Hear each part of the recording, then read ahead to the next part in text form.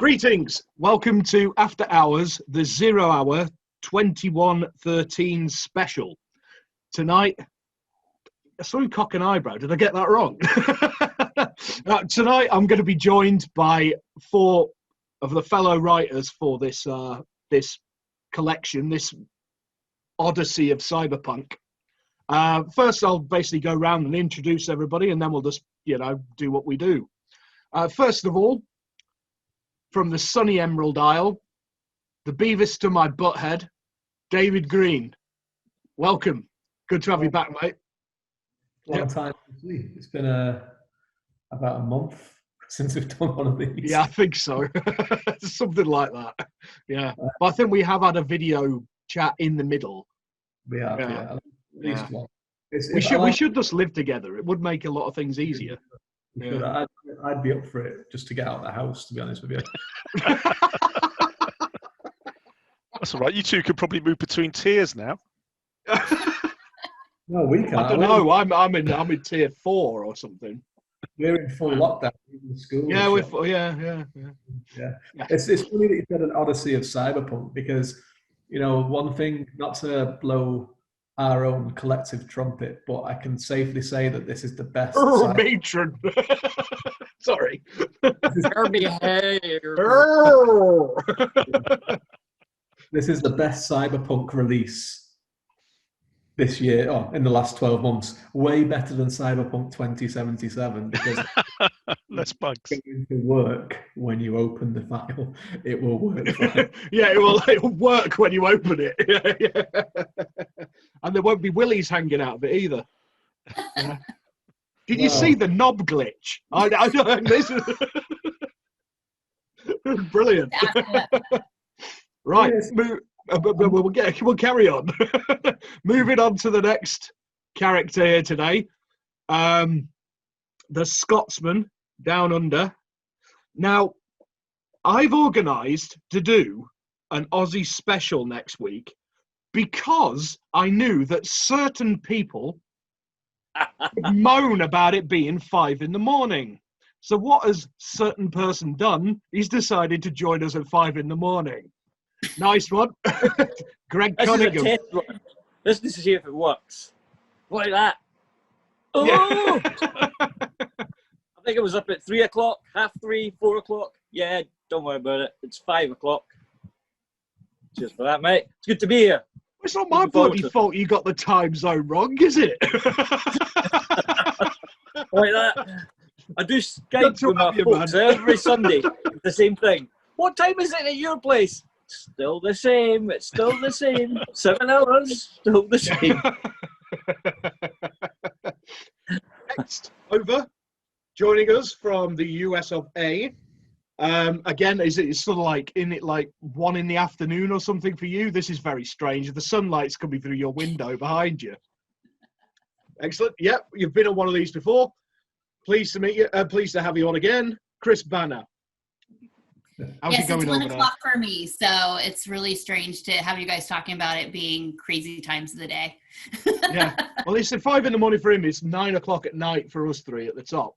Well, I was up at 5 o'clock in the morning talking to you all, so. Oh yeah, I thought that this morning because you were online when I woke up, and I was. Yeah. Excellent. Why not? So, liquid lunch for you. Sugar, we're good. Now, and finally, to the top left-hand corner or right-hand corner, depending on how this flips. Coming at you from what used to be known as the Garden of England. It's now the Petri dish of England. That's Mr. Chris Hewitt. How are you doing, sir? Nicely infected. Yeah. You're the only person who isn't. Yeah. Have you still got trucks outside your house? No, because they realise now there's no point, so they're not turning up. Oh, right. Shelves are emptying rapidly, but there's no trucks because they've all gone off and done jobs elsewhere. Probably going to Ireland. You're going to be well stocked. All our toilet rolls are going to be outside David Green's house. There's already a run on them. I can't get hold of a toilet roll. Send toilet rolls.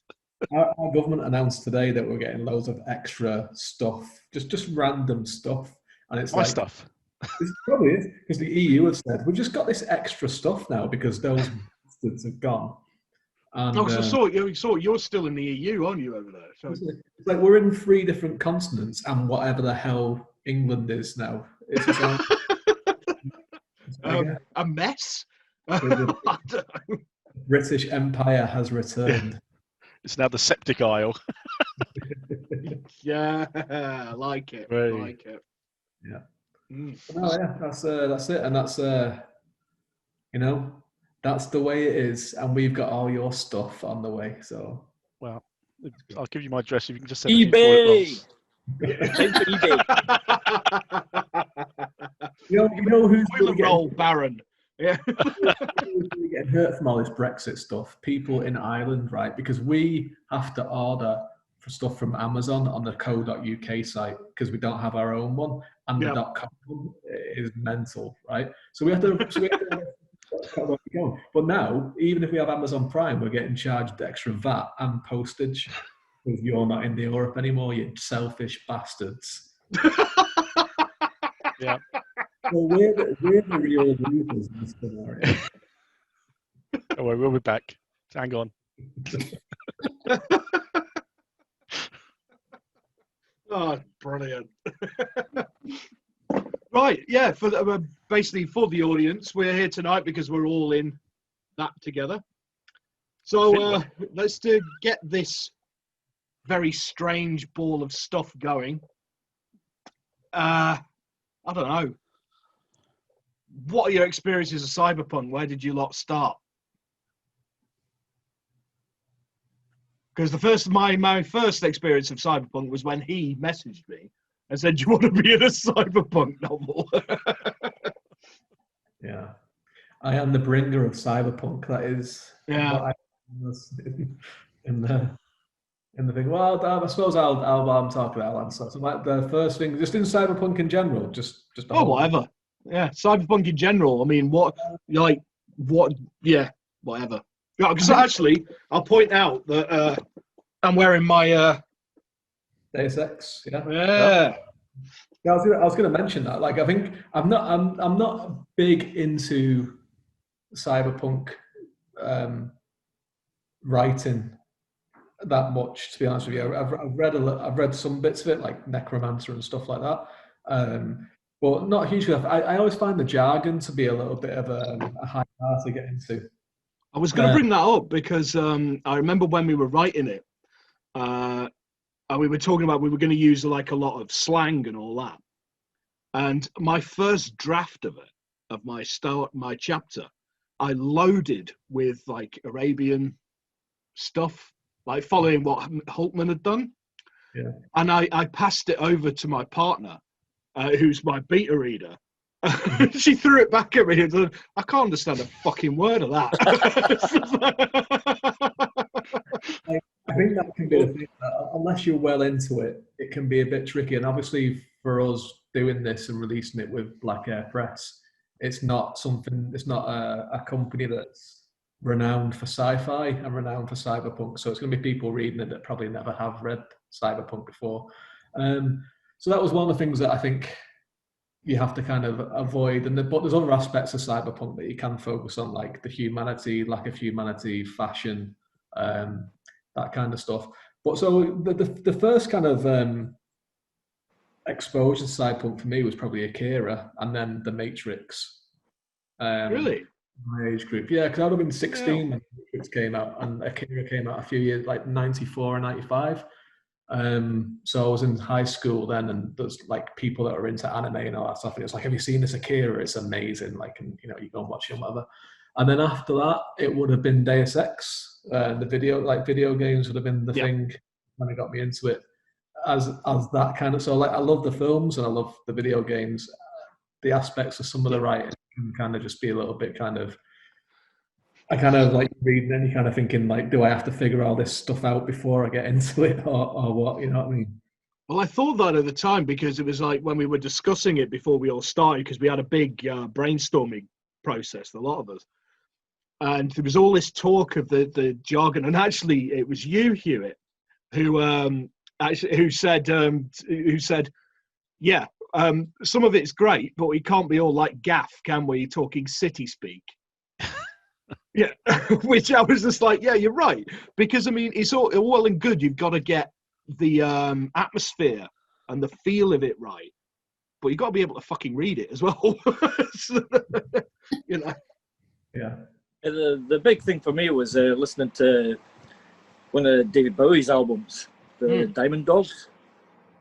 You know, just that theme at the start. That's what got me into the groove of it. You know, it's something I've listened to for a long time. I've not watched a lot of the anime cartoons. I haven't watched the anime either. Is it Alita? Alita was the last one. Yeah, I can't remember the Battle the Battle Angel one, the big Spielberg thing. That's the one that kicked me off. I was like, right, I'm into this. Let's go. Blade Runner, back on. Let's have a look at this. Yeah, I'm quite visual. All my stuff's visual. It'll stay in there. But as for cartoons and animes, it's my daughter that does all that, and I sort of pinch a couple of her comics every now and again and try and get an idea. What's going on with the young people today? Yeah, I've got all that stuff here. You know, I'm going through all of. Oh, you can't see. Look, it's invisible. Shit. Oh, there you go. Magic. Go through all the comics. Yeah, all the Harlequin stuff. The other one was Snow Crash. Yeah. I think I've picked Snow Crash up about 5 times to try and read through. I get halfway through it and then put it down. So we're all big fans of cyberpunk, and we've decided to write a cyberpunk. Well, as you can see, I spent most of my life looking like an extra from Escape from New York.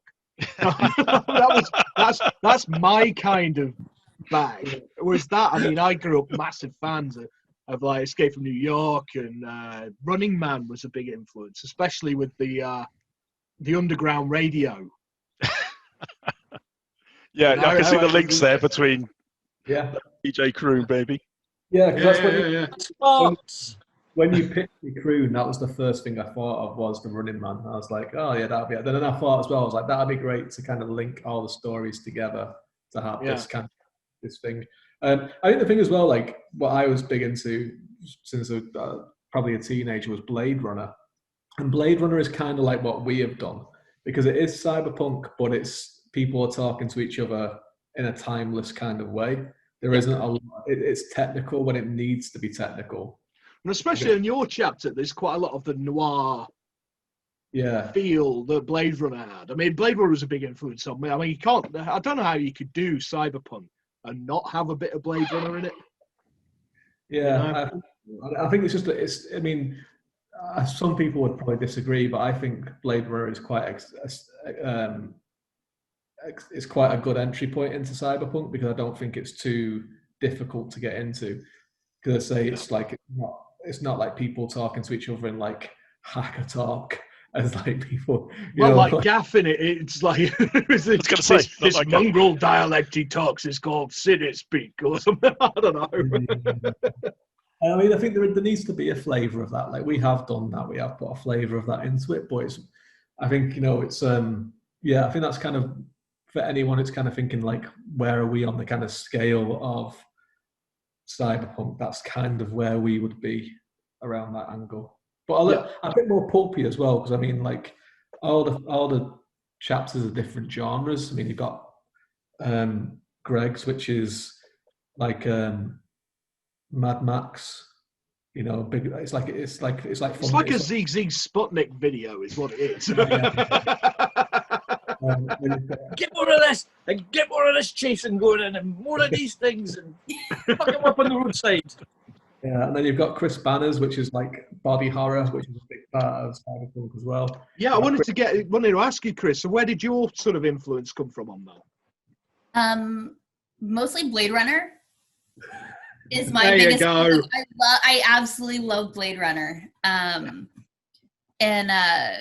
so that was like my biggest influence on it. Him coming into like the big corporation and trying to find the truth and what was going on with everything. I love the very clear difference of society So it kind of influenced me having a character who comes from a poor area, who's coming to this, coming to the Mile and in this, very prestigious area, and having to travel through that and the difference of his experience from one to the other. Yeah.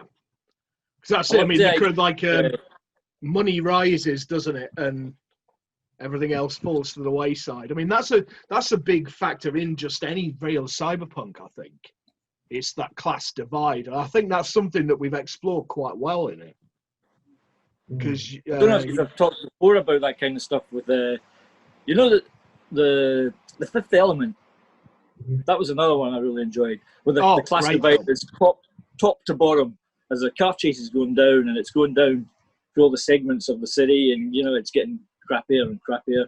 And I remember that theme, the Blade Runner, with the toy maker going through the streets. Yeah, and it's all the dingy streets going up to the atmosphere on that is amazing. Yeah. That's the kind of thing I've been picking up all the way through 2113, and I think it's fantastic. The bits I've read. I've not read any of the re-edited bits yet. I'm really looking forward to catching it up when it's all condensed, all ready to go. Yeah, it's been keeping us waiting. Yeah. Dean, innit? He's evil. Hi, Dean. Come on. Be careful what you wish for. Yeah, it's going to come back covered in M dashes and red lines. Oh, fuck, man. I don't know. That is the thing about cyberpunk, and that's what I kind of was trying to get across to everyone pretty early on, was that once you've expanded this sideways as far as you can get, the only way up is up, and poor people aren't going to be able to afford to live there. So it is that kind of up above, and that's the way what KT Tate did with the final chapter. Yeah. Is kind of set in that environment. The person that's the richest person literally lives above the clouds. Yeah. Well, I like that. I like that aspect of having an actual undercity, not a metaphorical one. There is an actual undercity, and that's where Kroon and all his mates hang out, and what the fight pits are, and Oggy and all these guys. And then you got these other people in some of the other chapters who live higher tiers. And I think I was wondering with yours, Chris Hewitt, I got a big Minority Report vibe off yours. Was that something that would you be into that? I like Minority Report. I guess I think I probably seen and read a lot more cyberpunk. I was into Ghost in the Shell back in the 90s, the original series, not the films. I was into the video game. I had the original Ghost in the Shell video game. Oh, right. Yeah, on the PS1. Yeah, right. on the PS1. It was great. Was it a text adventure? Go north. On the PlayStation. Cheeky bastard. No, it weren't back in my original gaming days, back on the Commodore 64. Come on. But I must admit, a lot of, for me, the high water of everything I've seen in Cyberpunk is probably in Ghost in the Shell, the series. Because the Matrix is very much echoes that. I don't really do anime. I must admit, I don't watch it. But if you're ever going to do one series, that's probably the one worth doing, because it's just got such very complex storylines, very clever, using lots of very clever techniques and concepts. So you never know who's who. It goes all a bit Philip K. Dick. You're never quite sure who's what, where, when, and what drugs were being used at the time. But it's extremely entertaining. So a lot of what I was writing was around that, and I'd written that story, The Collective, for the Wetware one, before you'd even approached me, and that already echoed elements of this sort of So a lot of that got reused. In that story, so I already had some stuff lying around, but a lot of it probably Ghost in the Shell. But as you say, Blade Runner's a massive influence. Akira's probably in terms of a movie, the big one. Yeah, again, I've never seen it. So Ghost in the Shell is so influential, because there's bits that are direct shot for shot remakes in the Matrix from Ghost in the Shell. Yeah, exactly. Right. To be absolutely honest, I'm going to say something here, and we're probably going to get lots of hate spam on my YouTube channel for it. I thought like the Blade Runner was audio crap. cut. What was it? I thought the Matrix was shite. I liked the first one, right? I liked the first one, but the second one and the one after, nah. Wasn't a fan. I honestly wasn't. I don't think many people disagreeing with that. Oh, right, fair enough. I thought I was being a rebel. I think everyone loves the first one. And the first one was great, and then they just took it in the next film and just sort of went, I know, we'll just go and do some other shit. Yeah. I bet you went out and bought the leather pants, though. I already had the leather pants. I'll have that French coat and those leather pants, please. No, it's a jacket. Boots. It was the big I black already jacket. had the jacket as well. I already had the jacket. And the shades, the black I had the shades. jacket and all that before the Crow, mate. So, that's why you hated it, because everyone was stealing your style. Yeah. Right, annoyingly, we have actually had the minute watchy thing pop up. But so what we'll do is we'll pause for a break in a minute. We'll get the end of this time, and then we'll pause, and then Callum will just splice it. It'll be fine. So carry on. Yeah, we're talking about leather coats and how cool I look in them. Well, see, what you got to know is that Tim was in that club scene in The Matrix where they go and follow the White Rabbit and all that kind of stuff. Tim was there. Just that was my life at the time. You do realise that. The lingering extra in the background, the moody look. It was like the Crow, and it was like watching it, and we're just like, he's wearing that same T-shirt. Yeah. He was credited as a cyberpunk pirate in the background. But mate done that with remember when Oasis came out? Remember in the 90s when Oasis came out? And oh yeah, he annoyed the crap out of me because that's all my mates talked about down the pub. And I was like, you do realise they're shit, yeah? Well, he used to come in with all these bootleg tapes from places he had been to see them well before they were famous. And as soon as they were famous, they're shit. They're shit. Everyone likes them. I don't like them. I'm moving on to be Black. Absolutely honest with you, I saw them supporting Spiral Carpets at the Corn Exchange in Manchester. And it was before they were famous. And they were bloody awful.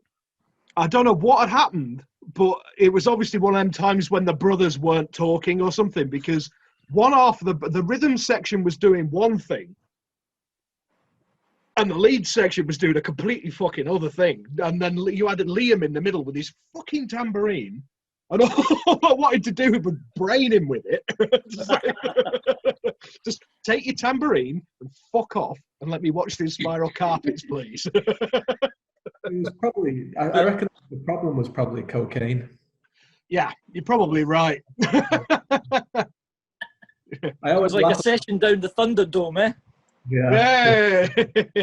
I always laugh about Noel Gallagher because, like, he thinks he's. Stop talking, Tim. I remember he went through a little phase where he started remixing other people's songs, and Devil's Haircut by Beck. Yeah, which was a great track. It's a great song. Great track. All his remix was he made the guitars louder, like they do in Oasis. It was like, okay, great, well done, fantastic. So you took the crossfader and went like that. Yes. Yeah. I think well done, Noel. Beck was in Edinburgh back in the 90s. They were supporting Radiohead. And Beck came on, warmed up, but the band wasn't there. The band were behind the curtain, and they were doing a concert with puppets. Oh, yeah. So I had the puppets on the big screen. I remember. I saw footage of that. It was phenomenal. And then Radiohead came on, brought it right down. They're the main act, and then it just came on. In fact, no, they didn't sing that. They refused to sing it. Some of the thing actually happened to, I think it was one of the last times I went to Glastonbury, and it was back in the height of Oasis, and they were headlining. And on before them, whoever did this booking was having a laugh, because the band on before them was The Prodigy. Like, at the time they released Firestarter and all that, so they were huge and insane and so damn good. And then, maybe we want to be the Beatles came on afterwards. And everyone's just like, I'm going to the pub. We've lost David Green somehow. I think he's offended by all the Oasis stuff. Ah, well. Mad ass. I'm sure he'll be back. I don't know what's happened there. Anyway, that's actually probably a good time to take a break. So we'll take a short break and we will be back with you soon, folks.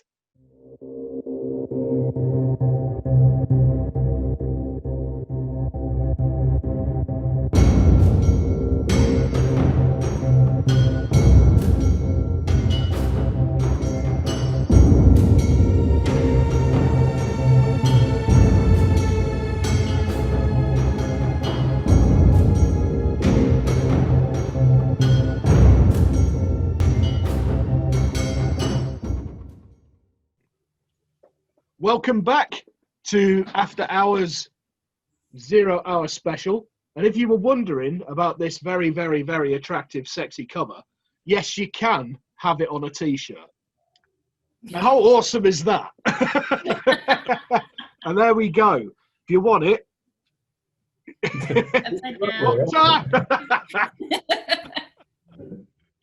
There we go. I thought, Jesus Christ, I know I haven't got my contact lenses in, but I'm not that blind. There we go. It's www.redbubble.com/people/Black Hare Press. I will put this underneath the video in the thingamabob. Just, yeah. We're missing a Gregg at the minute. I don't know where he is or whether he's going to come back online or not. But we're just going to go ahead anyway. I thought you would. So what happened with your internet then, Dave? Gregg started talking and then my internet just gave up. There you go. Had enough. I noticed he just posted a gif of Sooty. Yeah. I worry about that boy, I really do. Yeah, so on about the merch, right? What merch would you have if you had the choice? Oh, here he is. That's 2113 merch. Yeah, 2113 merch. Like the background. Nice. Oh, cool. That's Oggy and Co, isn't it? Yeah, man. Yeah. So when Dean was setting up the red bubble page for it, he showed me without all the because you can have everything on there, and there was a comforter. It's print on demand, isn't it? It's just like somebody orders a 0 hour clock and they'll go and get a clock and print it. Yeah. But they had a comforter with 0 hour on it, and I was like, I think I'd love one of those. But he took it off the next day, and I was like, I'm sure I saw a comforter with this on here yesterday, and he was like, I was calling it a duvet, and he was there was a duvet on there. There was I saw a duvet. Yeah, because that was one of the things I was going to get, because my partner really feels the cold, right? Like, because she's part of her family is from Alabama, right? Of sort of native descent, and my family are from Scotland, so I hate the heating and have to turn it off every 2 minutes. She turns it up all the time. Buy her a 0 hour duvet. So he took it off. Took it off, and then I was like, I'm sure I saw it. I just thought I was going insane, and and I was calling it a duvet, and he was laughing. He was like, "What are you on about, a duvet and all this?" And then he was like, "Do you mean the comforter?" And I was like, "Same thing, isn't it? I don't know." It was a duvet. And he was like, "It was a fucking duvet." He was like, "Listen, if you really want it, I'll put it back on there, and you can have it, because he can just put it on if you want." So, the sky is the limit, really. So you're saying I can harass him when I see something on there that I want and be like, Dean, I need this. Yeah. Well, this is what I think we should do now, and tell him what merch we want on there. Yeah. Come on, Chris, you started it. What would you really like a 0 hour cover of? Well, I definitely want the t-shirt. I saw one of the t-shirts and I'm like, I absolutely have to have that. And I can actually probably wear that, to work. Most of my I love my fandom shirts, and most of them I can't wear to work because they're not appropriate. Yeah, I know that feeling. Work with kids, not okay. You know, my Supernatural T-shirts, not working. I once had a T-shirt censored when I worked in a pub.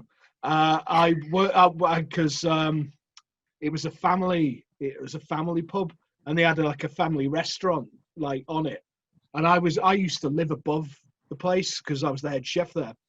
And I used to come out in because there was an alternative club literally 2 minutes down the road, JB's in Dudley. And I used to come out, I used to finish work, drink a couple of beers while I was cleaning down, go upstairs, put on my war paint, out you go. And he censored me wearing a T-shirt. And I was sitting in the bar talking to a friend, and he came up and he'd actually stuck a bunch of food labels together like a big plaster, right? Because it was a Sisters of Mercy T-shirt, but the slogan on the front read, "Fuck me and marry me young, Sisters of Mercy." And he came up and he went over the top of it. Oh, you fucking idiot. Nice. I could see you more in a Frankie Goes to Hollywood Relax T-shirt. Oh, I used to have one of them. I did. I had a Relax T-shirt. Yeah, Frankie say, damn right. Oh, a friend of mine, and he's from Ireland, really southern down a bit, and he always says grand. It's his word, grand. Yeah. So we actually got Niall says grand on this fucking T-shirt. I wasn't impressed. I did something to someone I worked with once. I used to manage a video game shop for a long while. I used to go in it. We've talked about this before. Yeah, I used to go in it. And we used to be able to play our own music. It was back in the day when people used CDs and stuff. And he was really into the band Jimmy Eats World, which I wasn't. And one day he went out for lunch, and every single instance on the CD case and on the actual CD, I cut out little pieces of paper and stuck it over the world bit and replaced it with something else that Jimmy could eat. Your mum.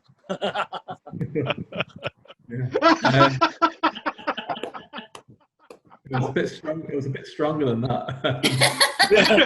Cock. That was it. Yeah, that was it. Yeah. I knew it.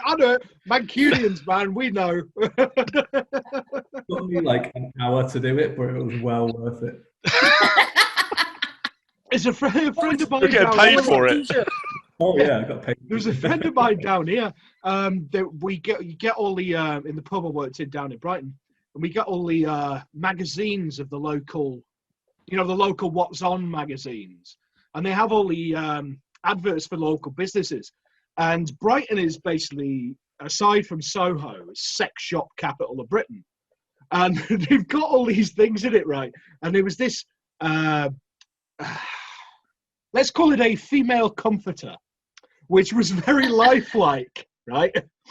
And we had all this artwork in the pub, and my mate sat there one night, pissed out of his brain, and he cut out all the willies in this magazine and went round and put them on all the pictures. Now, I still DJ in that pub, right? And I went in the last time I was in there, and this was going back a few years, right? The last time I went in there, there's a picture of a woman next to the toilet, and there's one of these huge phalluses like behind her, and nobody's noticed it yet. That's the best thing when you do something like that, when people just don't notice and it's still there for ages. And you're like, yeah. Remember when I did? You should go next time you go in there. You should write 0 hour 2113 across the shop. Next time I go in there, what, in 2013? 2113. It's like, yeah. We're talking about the future. It's just like that's going to be the next time we can go in a pub. You see, we started working on this project in the summer. I think it was about June or something. We started working on it, and we were all kind of thinking. We've just gone into lockdown, haven't we? I think. Yeah, something like that. And we were just like, we'll mention like pandemics and stuff because it'll all be over by September. Hey, I've done that Passenger 13 and it's still going through the chapters. Yeah, it's really funny. I saw that the other day. You actually predicted something in that, didn't you? Like one of your writers in it. Well, I had them closing down the tube. Army outside the tube stations, shooting everyone trying to get home. Yeah. It's next week. We're reading it through just now about this mutated strain, and we're like, God, that's Blame chapter him. 6. Rich Russell's done that ages ago. That's where it all comes from. It all comes from Chris Hewitt's backyard. Just forget click it to the end of the book. You'll see what happens. It's all a mess. When you were doing P13, it was kind of like, right, we have to get this done really fast because it has to. Remember? 4 weeks. Hey, Yeah. 4 weeks. Yeah, I remember you doing it, and I remember you like going, "I'm going to do this thing. We need to do it quickly, so it's still relevant." Yeah. I should have been sending out final edits. Yeah. Don't bore us out, will you? Yeah. That was mad. I was talking to Dave at the start when he asked me if I fancied doing it, and I thought, I was still twitching from the last one. And he said, "You fancy putting something in?" And I'm like, "Dave, do you realise what's the?" I was like, tweak from South Park. But mate, he said, "Oh, we got plenty of time. Don't worry about it." I said, "How did you get plenty of time? I was told on the Monday to finish on the Friday." You know, mad, absolutely mad. I loved every minute of it. I wish I had the answer, but I just said to Stephen, I was like, "When do you want it by?" And he was like, "We'll release it in January." And it was like, "That's." It's like the one I did as well. I'm just like, how long? Get the team together. I'll get it to you by New Year's Day. It'll be fine. Get your drafts in, get your team in. I'll be back to speak to you. I want it all hunky dory. And I sent him this big clump of files. There you go, Dean. How's that? And I never spoke to him for about 4 weeks afterwards. Passed it on to him. He's like, what do you mean? What does this mean? What does that even mean? Who are these people? I don't know. I've lost that file. Sorry, just put it in the middle somewhere. It'll be fine. That's the tricky thing is, though. I mean, you had like on your one P13, you had like this is only like the second one of the 13 books that are coming out. There's going to be loads this year and next year. So this is only the second one that's coming out. I actually got asked to do one that isn't going to be out until like the middle of 2022. This person over here. As well. Yeah, no. There was one even later. I got asked the other day about one, like after his. There's another one. There's like late. There's like something like autumn 2022. It's just like. I was thinking we're going to do a sequel to this one because there's when you end the story you can see there's room for a sequel and stuff. We've got a name for it. It's called After 0 Hour 2213. We're going to have a 100-year time jump, but it's probably going to be 100 years before we release it because there's so many 13 projects. Yeah. Have you tried getting a team together for any new stuff? You've got to get new people involved. It's like that. Yeah. Sorry, I'm doing this, this, and this. Oh, okay. Hi, do you fancy doing this? Oh no, I'm doing this, this, this, and this. Okay. No, I mean, I was lucky on one of the ones I've done. I mean, one of the ones I'm doing is one of the first. It is the first. But is there actually a term for the literary equivalent of development hell? It's 13 moons, isn't it? So, how many people have got into that one? Well, so to answer that, to give you there's 4 of us here. I've been in it longer than probably half of the people that are in that group, and I came in to replace someone who replaced someone from the start of it. Whereas me and Chris Bannor here, we're originals. We're team 1. I mean, how many of us is there left now? Like of the originals? There's me, you, and Lindsay. and Gary Wilbanks, I think. Yeah, I think that's it. I think that's it. No, Eric. E.L. Giles. Yeah. Mm-hmm. And that's right. it. Yeah. There's going to be a writer making their Black Hare Press debut in 13 Moons as well. There is, isn't there? Yeah. Their writing debut, some might say. Yeah. Yeah. It do be. I keep seeing, when I was looking at all these covers, I've got, there's the one, Joya. My missus, I said, look, this is it, 2113. This is the next thing. Brilliant. And I'm looking down all the names. I've got Tim, Dave. Next one, Tim, Dave. Next one, Tim, Dave, Chris. I'm going through them all going, what are they been up to? What are they doing? I'm going to do one. I'm going to do one. No, it's like 13 Victims is my baby. Well, actually, I've finished that. I've started another baby now. But, chuck it away. Yeah. Next one. Next. Yeah. Out you go. I'm trying to start a baby, but I'm afraid to because everybody's so involved with all the other 13s. I'm like, I can't ask this person. They're in like 25 already. Yeah. That's what it is, yeah. But everyone wants to be in them. Everyone will do I have another one that I'm doing co-leading. So I'm like, yeah, I felt really everybody for that. Yeah, I actually had to turn down a couple, and one of them, unfortunately, was that one. I felt really bad, but it was just like I'm spread so thin, and also it's not really my bag. It's one of those things where you put a list together and you're like, this is my dream team, and they're all going to say no. They're all going to say no, and I know going into it, I'm going to ask anyway.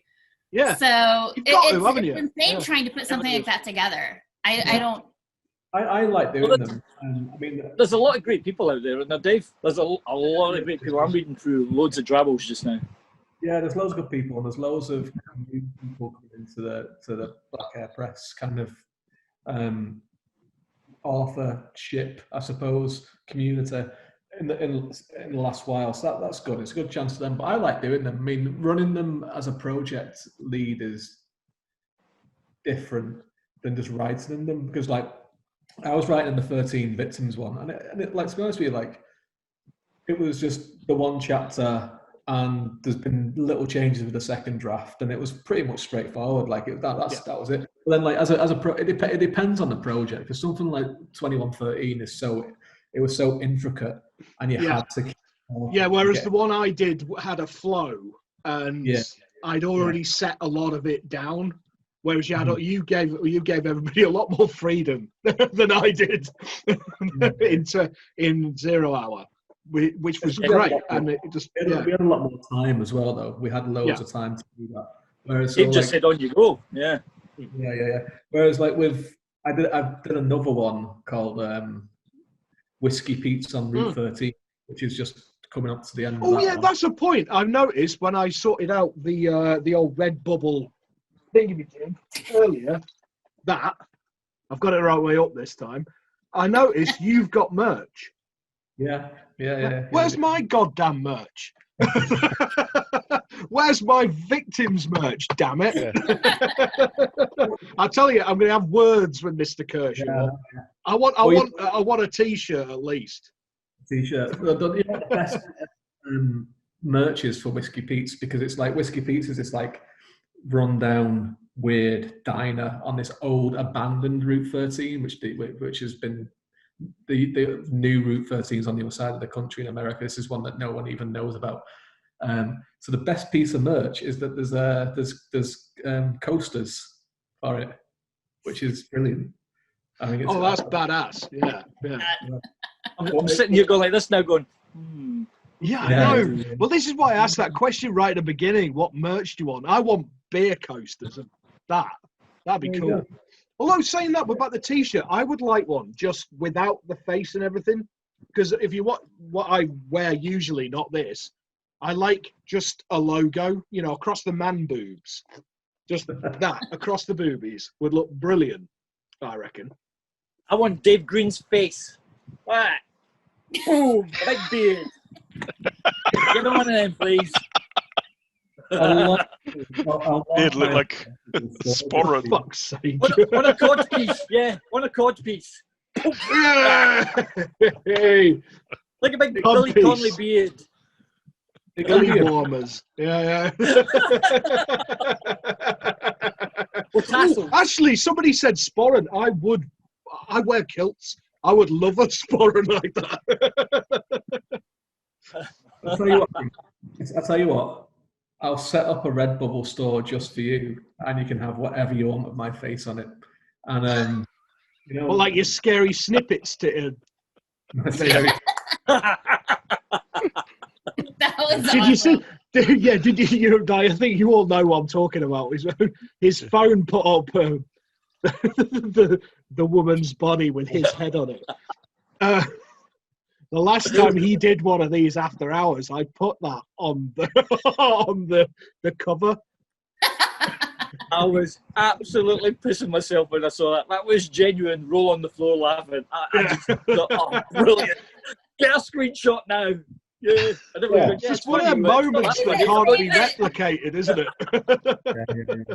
Like within 5 minutes of that story going up, I got about 20 messages with that photo where people took a screen. I saw it pop up in somebody's feed. I think it was yours, Greg. But I saw it pop up in somebody's feed, and I literally spat beer all over my laptop. That's all I do all day. I just troll. Through things and annoy people. Get them off. It was that thing that, like, if I'd planned to do it that way, it wouldn't have worked. It was just one of those, just a perfect position of how Facebook does that thing and how Scary Snippets had decided to do that cover. It was just yeah. Well, you could never replicate it at all. It's just one of them one-off golden moments. I told my wife that when I die, to have that on my gravestone, just as a picture. It came on my nose. I was actually going to get the thing. Remember, I was actually going to get it printed up for your birthday on a T-shirt and send it to you because I've got your address. Great. Yeah. I don't know about wearing a T-shirt with my own face on it, but, like, you know, whatever. Make your missus wear it when she goes out shopping. That's pretty. That's pretty. I'm with stupid. You're presuming a lot. I'm the one that goes out to do the shopping. All right. I'm the one that braves the pandemic and the apocalypse.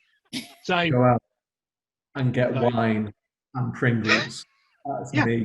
I'm the same. She sits at home working on a laptop in the bedroom. 1950s house husband because I'm braving the pandemic in my radiation suit. Did you come back, Tim? Did you come back into the house with your jacket and go, I got you some stockings, love? Don't ask me what I had to do for them. And I've got you an egg. Here's an egg and a piece of ham. Black market black pudding. Greg, don't ask where I got it. Oh, don't ask. No, Walker, innit? Walker, Dad's Army. Greg, I've got a question. Why are you wearing no clothes underneath your hoodie? Say again, mate? Why are you wearing no clothes underneath your hoodie? Because it's probably already 40 degrees outside this shed. I've got the fans on already. Either side of me. Drinking off. This is something I meant to ask you, actually, Greg. There's something I meant to ask you. As a Scotsman, right, how in the hell have you not burst into flames over there? Mate, yesterday it was 41 degrees. I don't know what that is for Chris. I don't know how you transfer that into American. No. It's hot. It's hot. It's hot. So I'm doing this thing just now. Satan's arsehole. I've been really good. I've managed. I've acclimatized over the 12 years. I'm all right. I've kept out of the sun. Anyway, the New Year's resolution came out. I said I've got to get fit on. I've put in about 10, 12 close down kilos since we've been locked up in the Christmas chocolates. So I said I'm going to go out running. bear in mind, we're now in the hottest part of the year. I said, I'm going to go out running. 41 degrees outside, I'm going running. So my brother's wife, she started doing the Strava. She's doing a run for Alzheimer's. 50 miles in January, it's called. So you got to do 3 or 4 miles a day. And I said, yeah, no problem. I'll join in. I was out yesterday. I was absolutely cooking. But to make it a bit more interesting, I asked people what they want to see when I'm out running. And remember Tony Hart? When he used to go out and he used to draw pictures on the field? Yeah. He used to do a big pull back on the camera and you see the football field and he'd drawn a dragon or something. Well, I'm going out on Strava doing my run and I'm drawing pictures of willies and boobs and all that for requests. it's all over the and I've got them on Strava one by one. So I'm doing big cocks for my brother while I'm running. But there's me running along up and down the field trying to get the right perspective. I've got photographs of this bitch.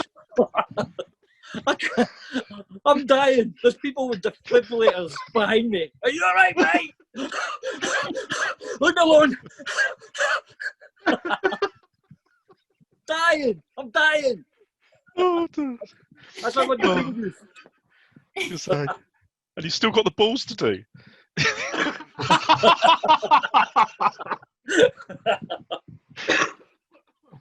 Oh God! Oh God! He made me choke. That was brilliant. The next drawing I'm going to do is, you know that? Hang on, I'll have a look for it on here. The chalk man, with the big phallus on the hills of Wales. Yeah. Oh yeah. Yeah. This is my next project. This is what I'm going to try and do. Let's see if I can find them. How'd you do it? I want to see Greg out there with a piece of chalk going like that. Come on, you bastard! I'll get you by next year. That's my next one.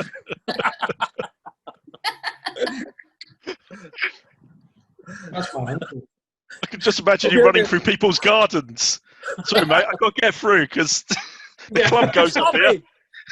Yeah. Excuse me, your house is in the way of the bell end. Watch the space.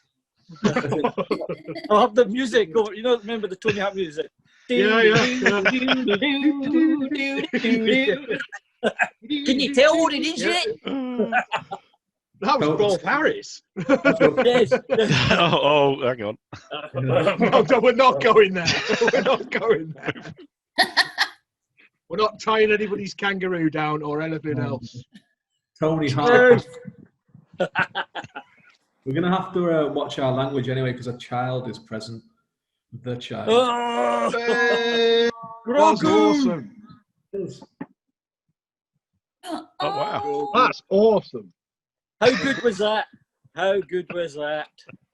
What this? The old man's here. Yeah, you're next to me. Where I can see you're next to me. Italy you are.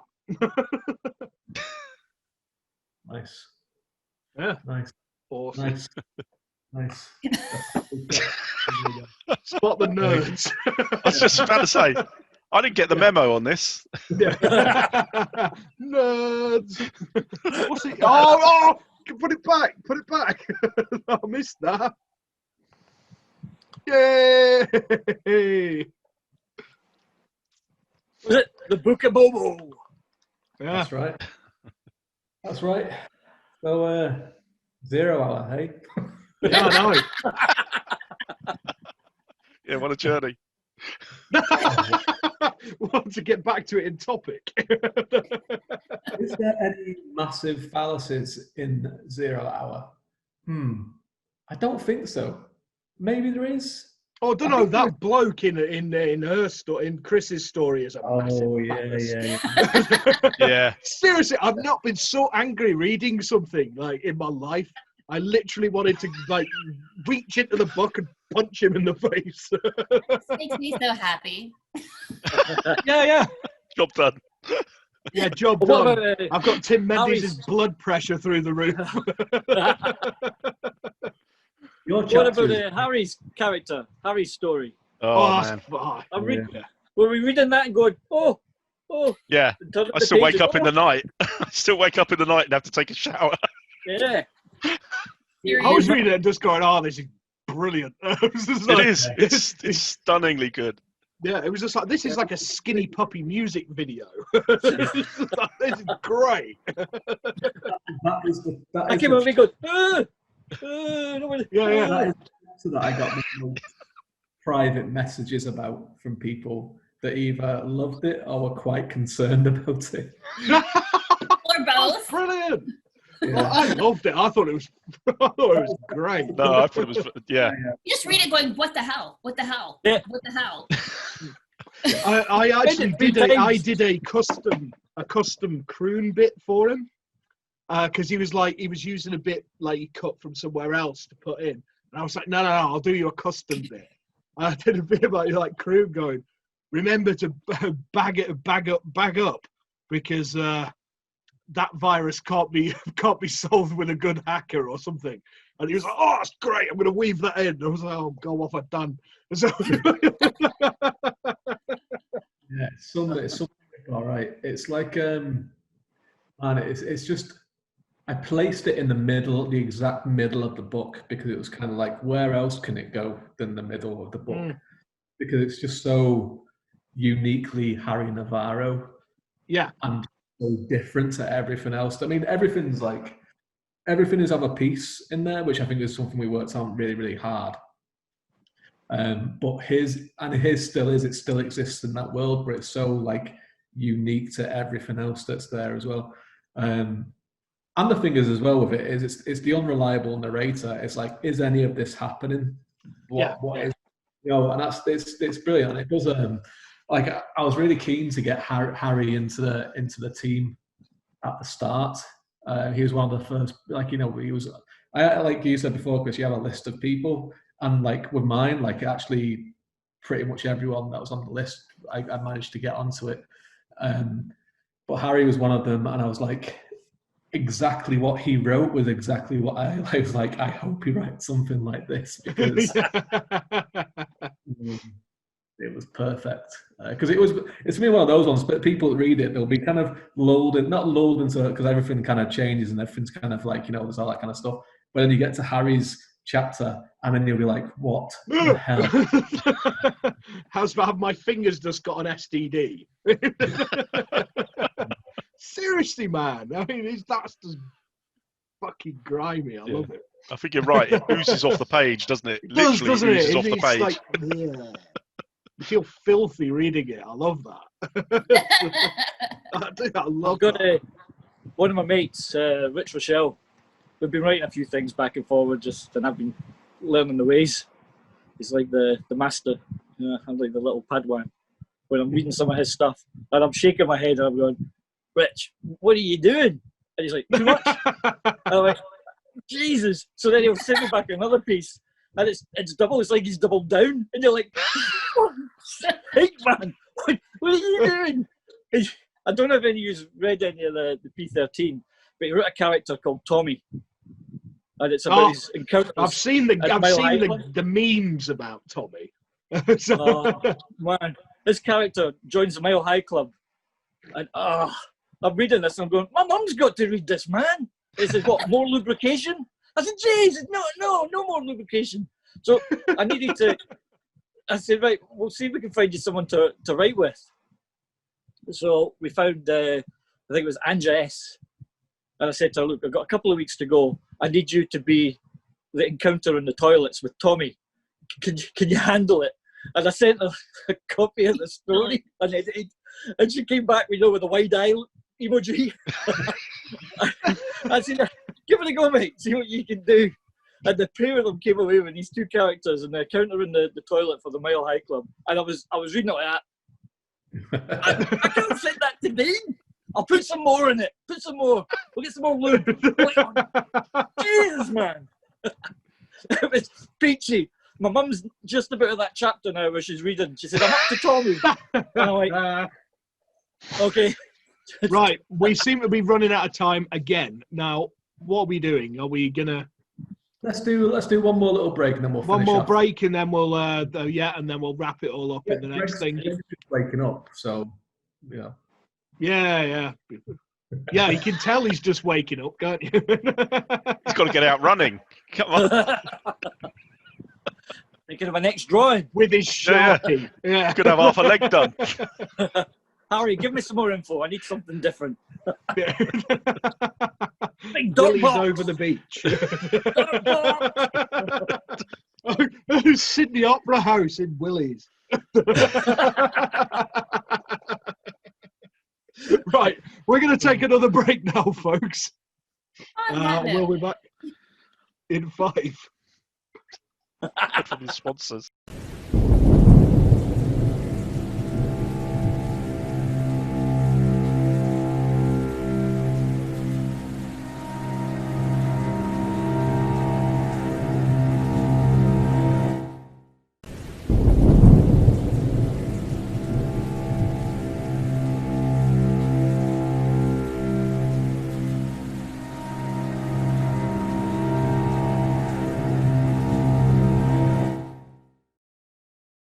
He's got my little drabble. Yeah, you can talk about your little drabble in a minute, mate.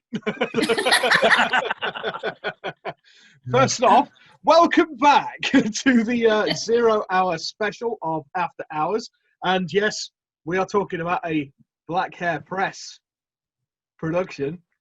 www.blackharepress.com. All of these links will be put underneath because I realised that I suck and keep holding them upside down. If you want to pre-order the book, it is out on January the 23rd. 23rd. Yeah, I'm right, blimey. Right. Sorry, Chris. January the 23rd. Getbook.app/0 hour 2113. That's getbook.app/0 hour 2113. I think it's safe to say we're all incredibly excited about this. Because I've worked in a few projects and things like this, but this seemed to have a buzz about it.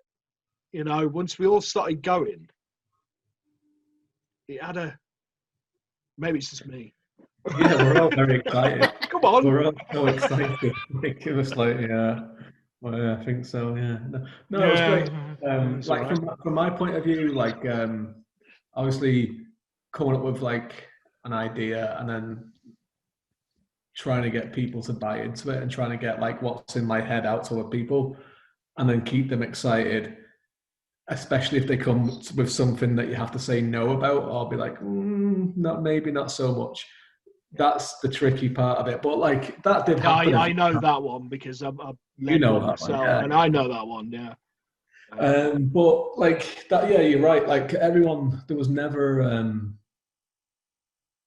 anyone kind of losing interest in it, which was great. No, which is really hard to do, especially when you've got like, in my experience, where you've got like a length of time between stages and all the rest of it, keeping people's interest.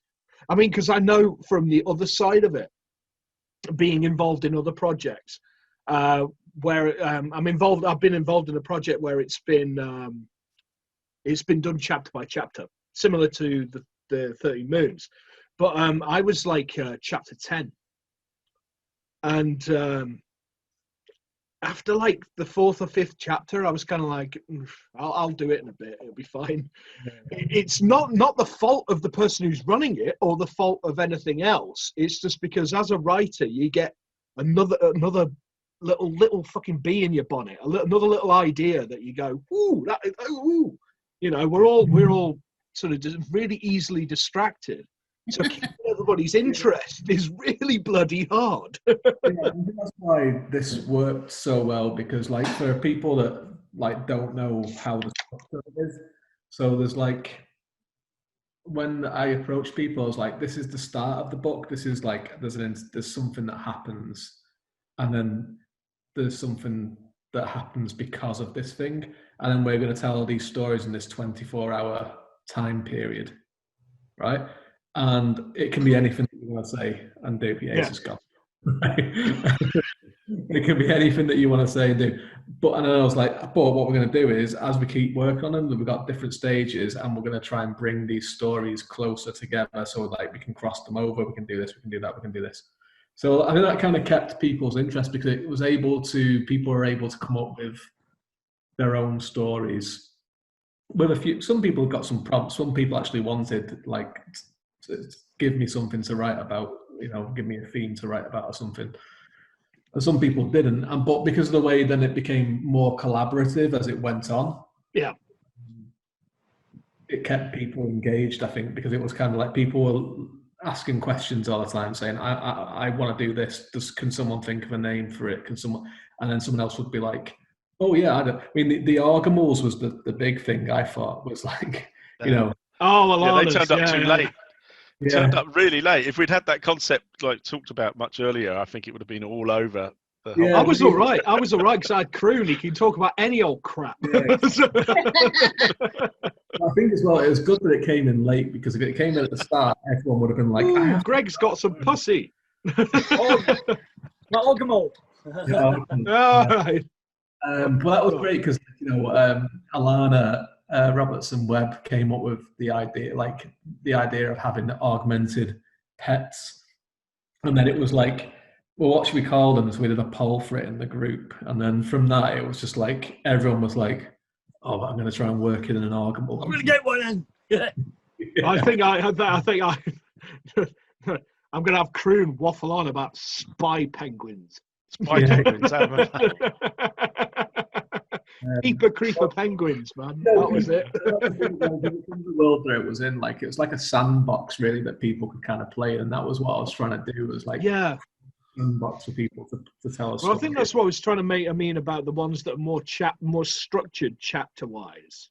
Mm-hmm. They're a lot harder to do because I mean, 13 Victims was structured chapter-wise, but I gave everybody a chapter and let them play around it as long as there was a start and an end kind of thing. Yeah. But ones that are done as a novel, you're leading into somebody else's story and leading out. That's so hard to do. I mean, because I've done it from the other side as well as 13 Moons, because that's how that's structured.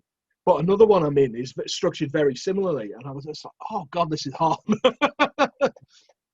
Somebody goes and kills off one of your characters that you've said, no, don't touch that character. I need him 20 pages further down. Yeah, because that's the thing with those ones that have like no structure, but they follow on from each other. So it's like a holistic story, but there's no kind of prior structure. Yeah. Is that, say you're going to go in chapter 12, 13, 14 or whatever, or even like 7, 8, 9, depending on how many chapters you are, and something happens in it and you don't like it beforehand, like you have to follow that on. So it's easy to lose your enthusiasm about it. Well, I don't actually like this story or where it's going. And then the other thing is you do your bit, and then if someone then just does something that you can't completely resets it or something, it's tricky to do. I used to be on this members board for Stephen King years and years ago when I first started playing about with writing, and we used to do these carry-on stories where we'd all have a page to write each, and we take the character and just these sort of chain stories. You get them on a lot of these groups and that. Yeah. Just a giggle, and we'd all do it. But there was this one guy, he kept coming on. I can't remember his name. And we'd start the story, and everyone would be getting into it. Name and shame the bugger. I would, because he gave me nights nightmares. He would get the character that you'd spend ages working on, and he'd undress them, and he'd have them walking about naked for the next bit, and then he'd kill every other character off that somebody put on. No matter what you'd done, he'd kill them off and get them naked. And you're like, for fuck's sake, will you just give me 2 chapters, please? What is wrong with you? That was my starting position on 0 Hour. David goes to me, right, you're doing chapter 1. By the way, your guy's dead by the end of it. All right. I'll invest a lot in that. Yours is set before. Yours is set before the day, isn't it? Because yours is the inciting incident. Yeah, I did get my own back, because when he said it's set within 24 hours, I just went and did a flashback for the hell of it. Which is funny. There was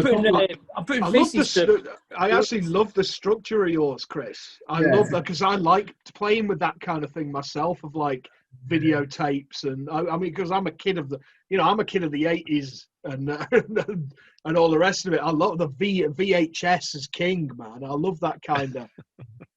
That's the aspect of sit and watch the Let's do bits. Econ. It's Chris. Yeah. Yeah, Or yeah, Eco. yeah. Econ or I'm just Eco, gonna as paste it, some yeah. call him. The pillock I'm pointing at. Yeah, listen, like, as you will well know very, very soon, you have all this information of these projects in your head at one time, and one little detail may slip. All that little detail was an N, right? It's better than the one I slipped on, isn't it? Gave him the wrong murder. I did, honestly. Or anyone wrote it. I was like looking at it because like on 13 victims, like Tim giving his thing, he's like, you're doing chapter 12 out of 13, so it's like the final murder of the whole kind of Torso Street murders and Jack the Ripper and all this. And then it was like the date you gave me though was set before, and I was like, what is he? So basically, I gave him all the information about a murder that was completely unconnected and earlier. I managed to reference it as well, though. Because like, yeah, that was great. I loved that. I was like, yeah, bad. It happens. Like, there's just a couple of things. Like Chris's chapter, the opening chapter, Chris Hewitt down there. Is a great. I think it's a brilliant opening chapter. It's great. And like he was one of there's only a couple of people really that was kind of when someone was like, listen, if you're doing this chapter, you have to kind of do this, do your own thing on it, but it has to hit these points for the rest of the story. And like Chris did an amazing job of it. It's a great chapter. It's a great. It's really gripping straight away. There's a big mystery straight away to open the story. The other thing, which is not like a sentimental or nice thing, I'm done with that now, is what Greg was just saying about the guy killing people, keeping people off, making them naked. Has anyone watched The US Office? You know where Michael Scott's always going to do improv all the time, and every time he does improv, he tells someone that he's got a gun in every single time. Like the improv person, you can't say that you've got a gun this time. Stop saying it, and he's like, okay. And then like he's doing a scene and he like starts acting and everyone's like, whoa, like he's going along with the scene. And he tells the guy to lean into him and he whispers in his ear and the guy goes like this. And then the guy, the improv instructor goes, what did he say? He said, he told me that he's got a gun in his pocket.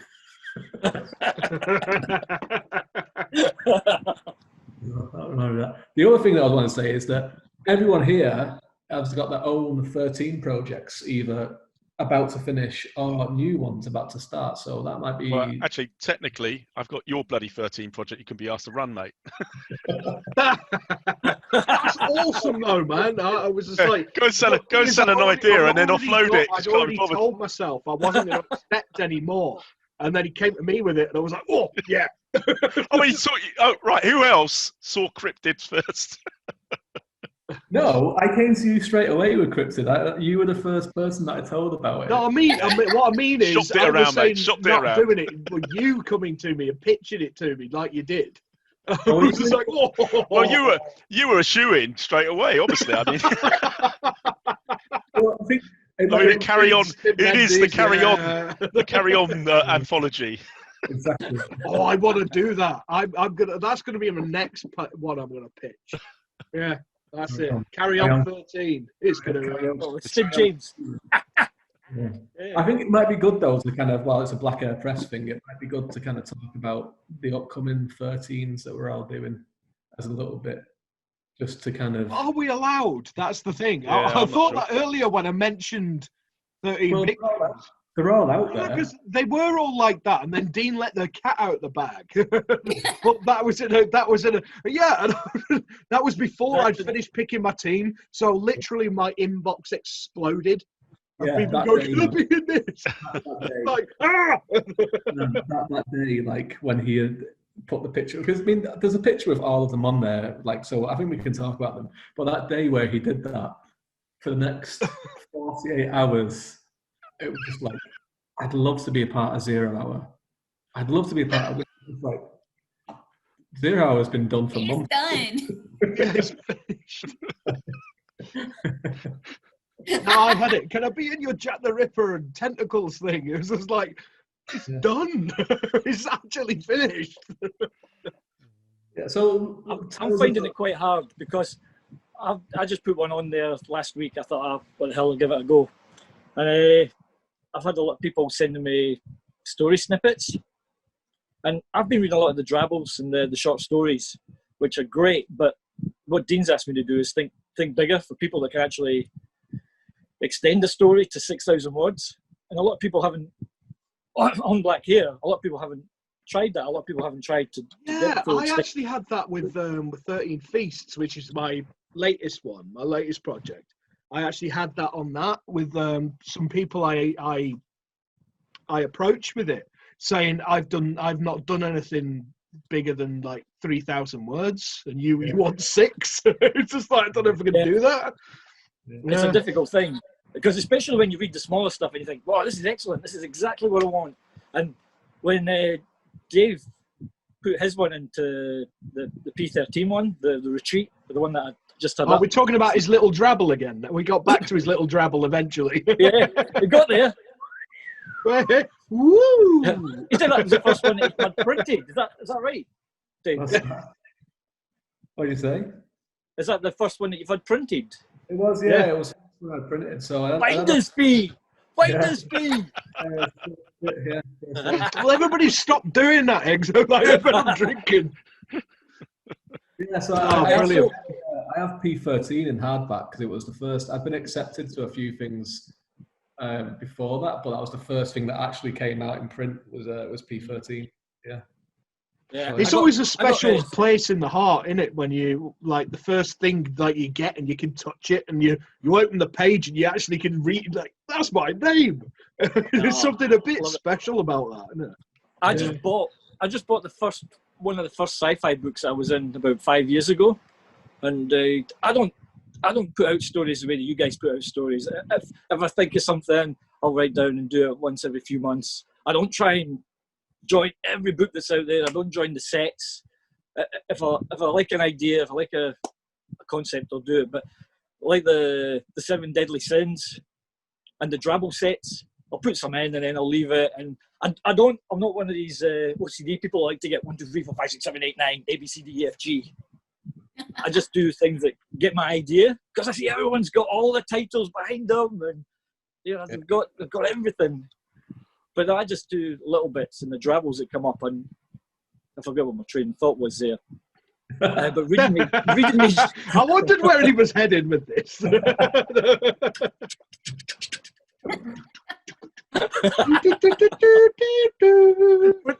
reading the drabbles off.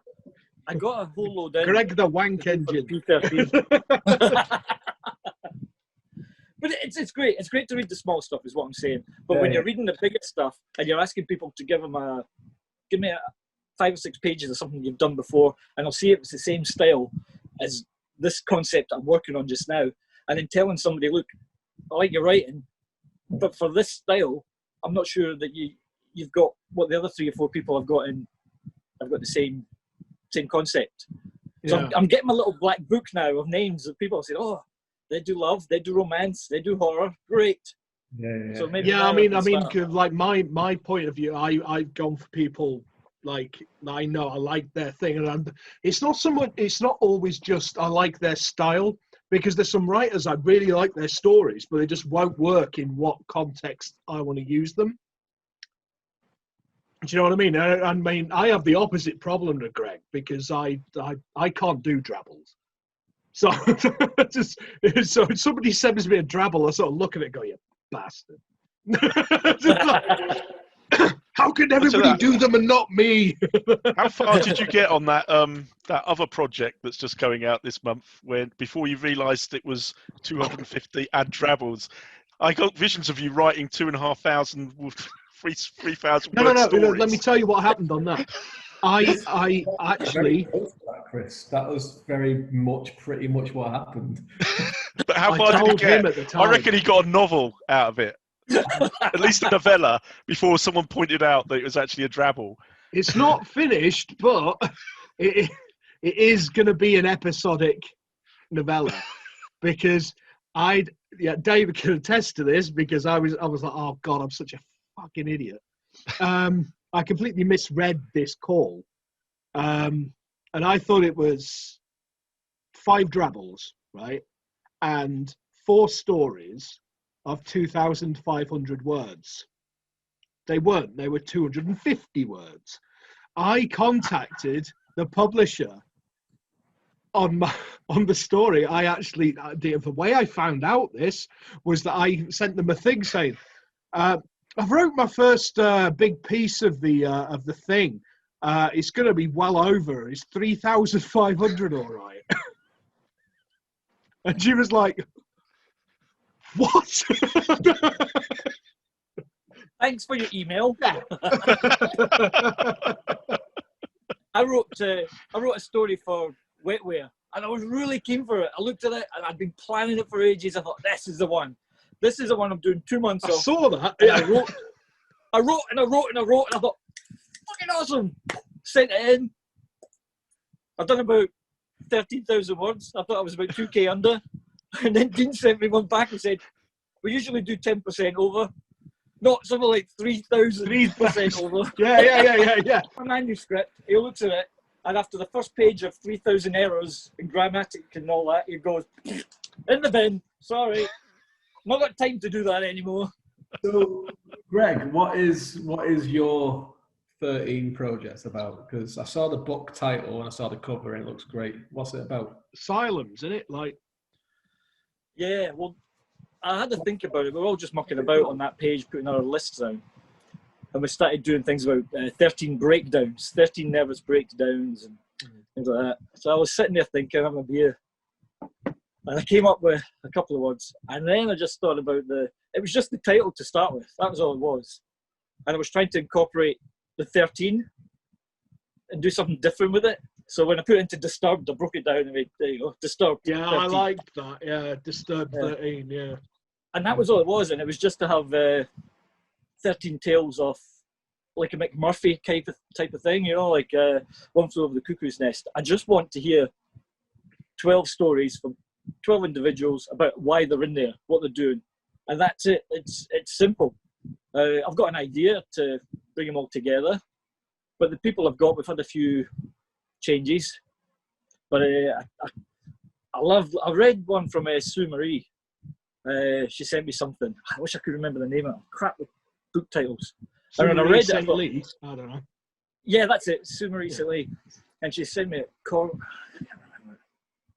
But the story is fantastic. And I actually thought, that's what I'm after. Just that. We'll just put that in and we'll expand it. It's a fantastic short read. I'll get Sue to put it out, see if she's putting it out anywhere, or if it's all secret. But it's basically 12 tales of psychotic people. Some are just deranged. You know when you see people, when you read about people just walking around the halls, like take 12 monkeys is what I'm 12, you know what he's there, monkey. They're all just dribbling in the corner. Yeah. That's it, yeah. That sort of idea. And I just thought, love that. we can all get ideas about it. Yeah. Just want to have hear somebody's story. Have you seen Session 9? Which is set about, it was one of the influences for Silent Hill. It's set in an asylum, but there's nobody there.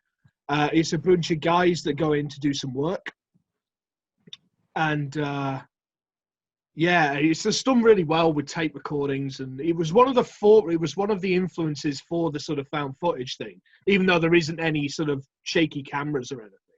It's just a really good, solid asylum thing, and it gets a lot of that sort of, because you get basically the people in it sort of playing through the characters from the cells, if you know what I mean. It's just a really great film. That's it, because there's nothing there. You've just got to build your character up in a cell.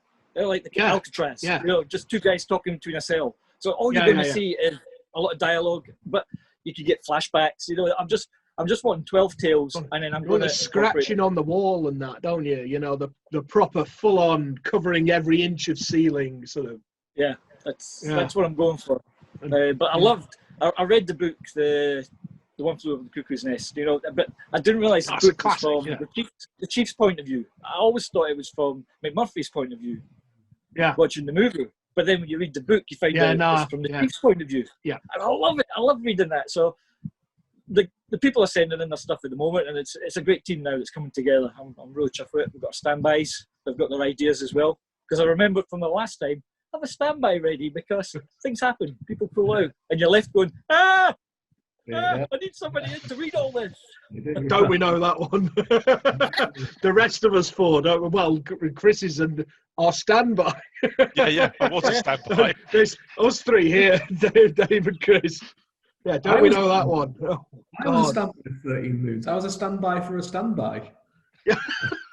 It's great though because you can still practice. You can practice while you're out of the picture, and then when somebody comes to you and say, "Look, they've pulled out." Yeah, well, nobody's going to do that, Greg. Nobody is actually going to fucking do that. Not one writer that I know is going to sit there and go, "I know, I'm going to write a practice piece." Tim, I've got an idea for 13 victims. Here you go. So, Go home and practice. You might get in. So you've got all this to come, Chris Bannor, because you've got 2. Yeah, I do. Yeah. Well, as soon as you talked to me about 0 Hour, I was like, I want to do one. And I did not have the courage to approach Dean about it at all. And when he posted the thing and everybody started coming out with more 13s, I was like, finally, like an idea clicked in my head. And I had 2 that clicked at the same time, but I still was like, I can't do this. Like, I can't do this on my own. So I jumped on Facebook and I grabbed Neen Cohen and I'm like, hey, how do you feel about, leading a project with me? I think you two will do a cracking job on that. Oh my God. Brilliant. I love her a bit. She's great. Oh my God. It's a lot of fun to work with her on this level. And it's also a little bit insane because we're so in sync with what we want to have done with this. So every time it'll be like, oh, I was going to do this. Oh, it's already done. Oh, I was thinking this. Oh, that's what I was already planning. Like, it's just been very much like that. So it's 13 Swords. It's a dark fantasy. 13 Swords. Ah, lovely. And then after I got that done, I saw how far out they were talking about the publishing dates. And I was like, wow, if I ever want to get my other idea done, I better pitch it right now. 2113, I think. Yeah. So my other pitch was a steampunk novel, which is 13 Ominous Odysseys. Nice. So I have not, I'm still trying to go through like the list of people I want to be involved in that. I haven't even approached anyone about it yet. I want it to be steampunk, Lovecraftian kind of ending. So did you see my... You said Lovecraftian. Fucking meerkat. Whiplash when you said it. But yeah, so that's the 2 I've got that I'm running. So if anybody wants to do some steampunk, let me know. Well, yeah. You got 2 of us. Sorry, you said Lovecraftian. I'm just like... I won't lie and think there were some names that were at the top of my head when I thought Lovecraftian. The one that I wanted to get into when I saw the picture was the Wizard of Oz remake, because I'm a big fan of Stephen King's The Dark Tower. And, yeah.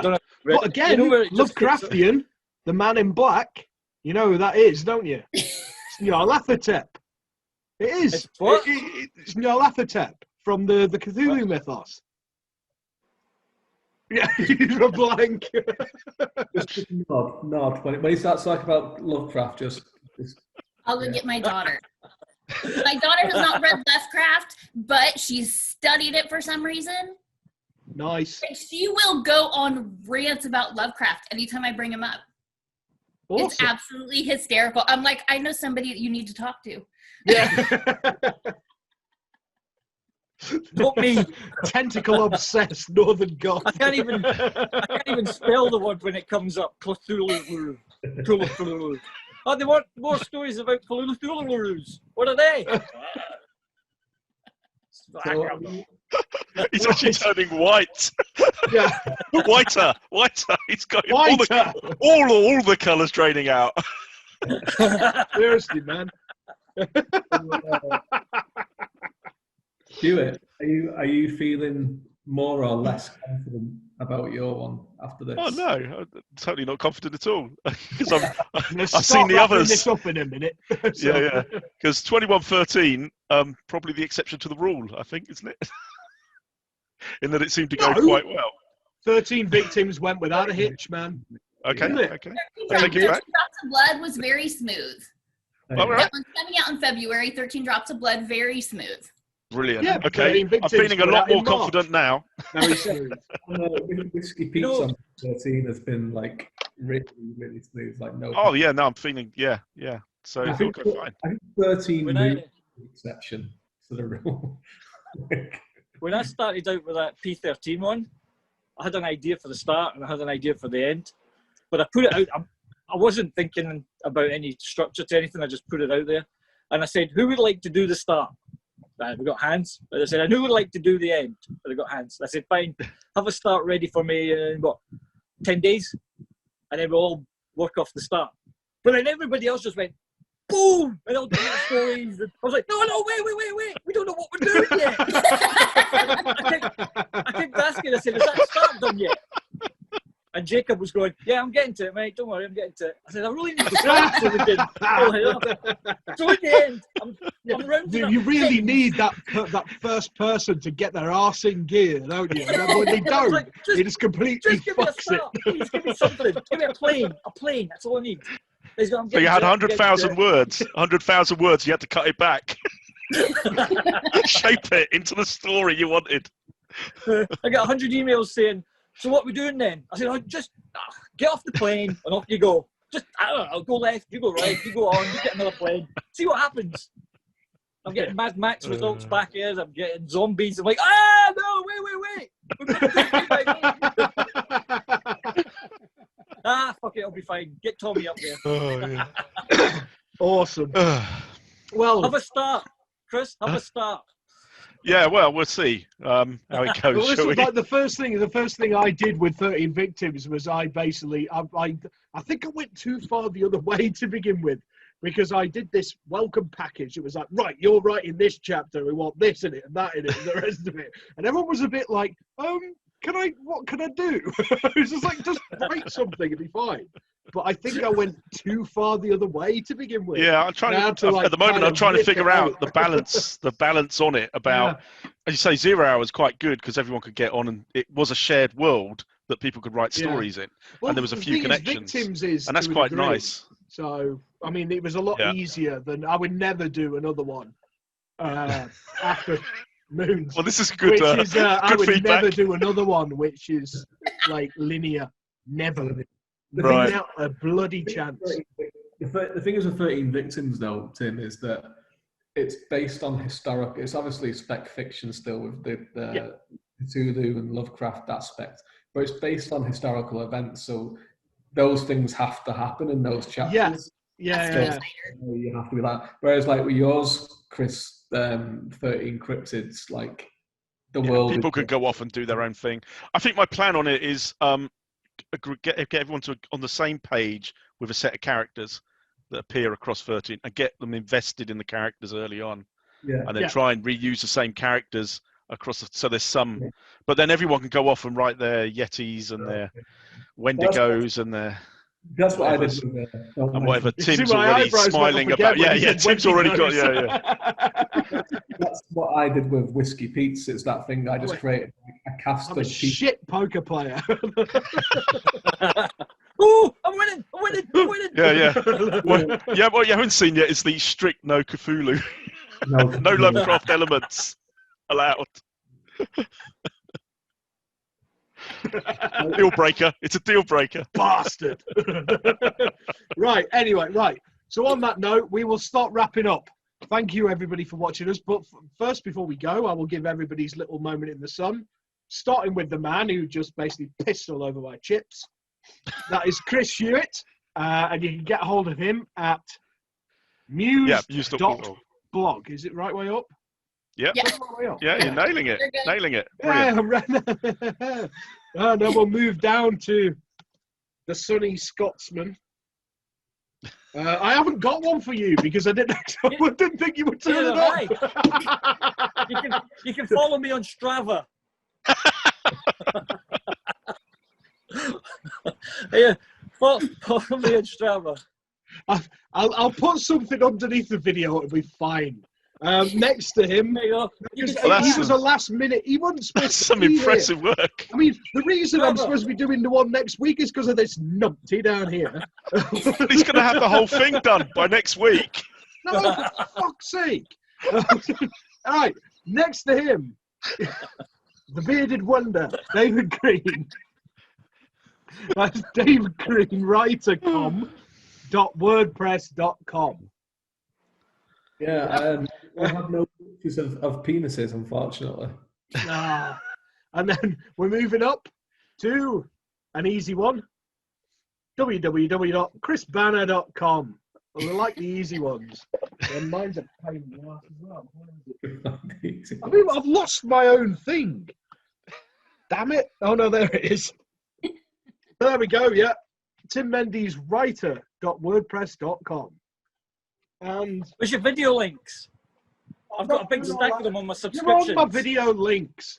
It's just like, you're on my YouTube if you're watching it. So, right, this book we've been bollocking on about, it's called 0 Hour 2113, and it's available for Black Hare Press.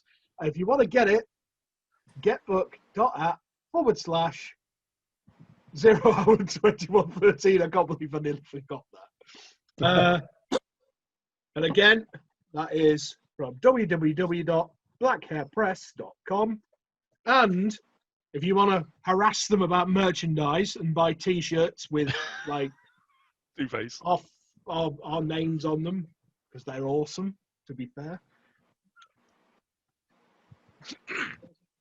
www.redbubble.com /people/Black Hare Press. And there we go. Thank you, everybody. Yeah, thanks for joining me. Before we go, frogs, on your new short story collection that's coming out. Oh, thanks, man. I'll let everybody know about stuff when it happens. I'm excited about that. Yeah, congratulations. The best comment I had about that was William Wellman. He posted up and said, "Of course, that is the name of it. The pseudopod that rocks the cradle. Of course, that's the name of your collection." Right, excellent. Well, thank you, guys. We're doing more of these with some returning faces. He'd better be here next week. Otherwise, it's just going to be me and Zanina. She's going to be like drunk, and I'm just got woke up.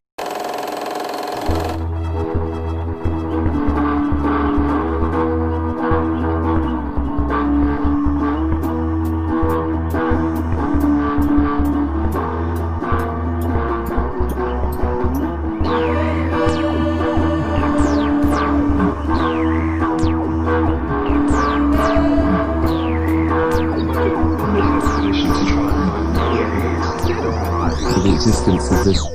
Not the smallest routine the world has ever seen.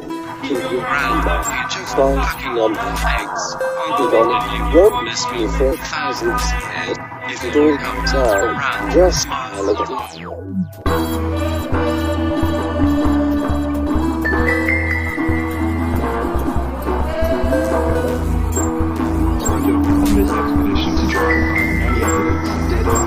The existence of this